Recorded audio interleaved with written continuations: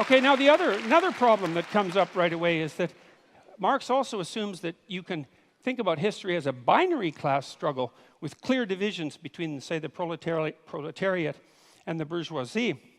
And that's actually a problem because it's not so easy to make a firm division between who's exploiter and who's exploitee, let's say, because it's not obvious, like in the case of small shareholders, let's say, whether or not they happen to be part of the oppressed or part of the oppressor. This actually turned out to be a big problem in the Russian Revolution. And by big problem, I mean tremendously big problem.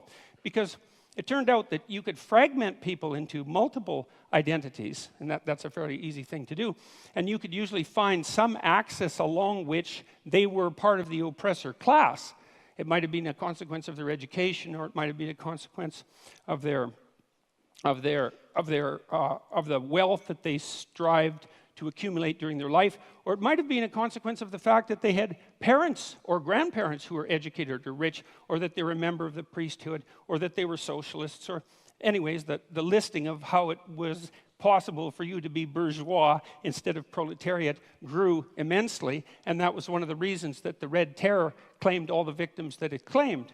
And so that was a huge problem. It was probably most exemplified by the demolition of the Kulaks, who were basically peasant farmers, although effective ones in the Soviet Union, who had managed to raise themselves out of serfdom over a period of about 40 years and to gather some degree of material security about them. And about 1.8 million of them were exiled.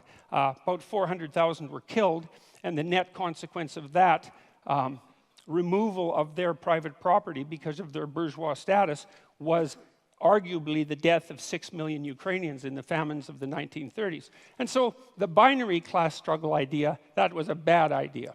That was a very, very bad idea.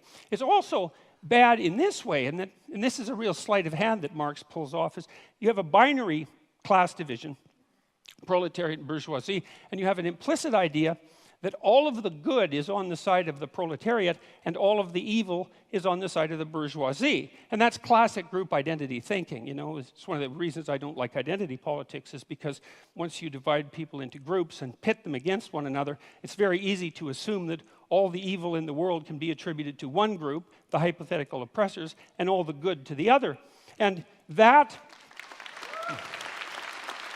Well, and that's naive. That's naive beyond comprehension, because it's absolutely foolish to make the presumption that you can identify someone's moral worth with their economic standing. So, and that actually turned out to be a real problem as well, because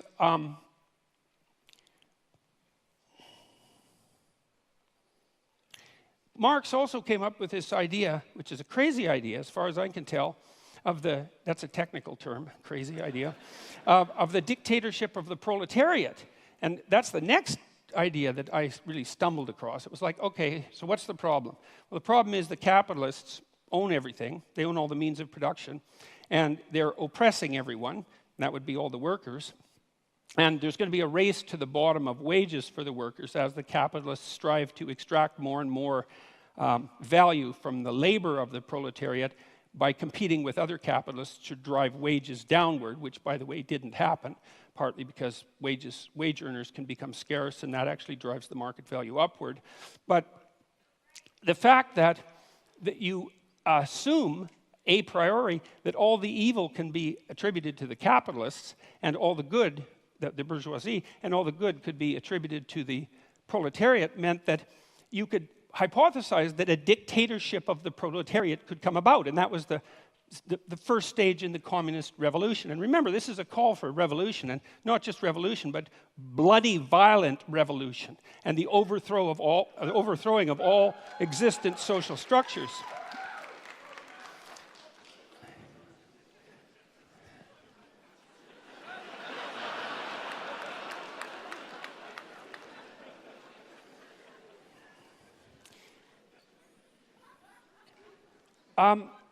Anyways, the problem with that, you see, is that because all the evil isn't divided so easily up into oppressor and oppressed, that when you do establish a dictator of the proletariat, to the degree that you can do that, which you actually can't because it's technically impossible and an absurd thing to consider to begin with, not least because of the problem of centralization. I mean, you have to hypothesize that you can take away all the property of the capitalists, you can replace the capitalist class with a minority of proletariats.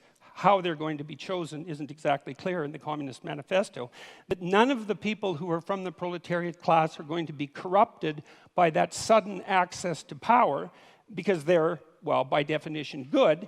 So then you have the good people who are running the world, and you also have them centralized so that they can make decisions that are insanely complicated to make, in fact, impossibly complicated to make. And so that's a failure conceptually on both dimensions because, first of all the proletariat aren't going to be good, and when you put people in the same position as the evil capitalists, especially if you believe that social pressure is one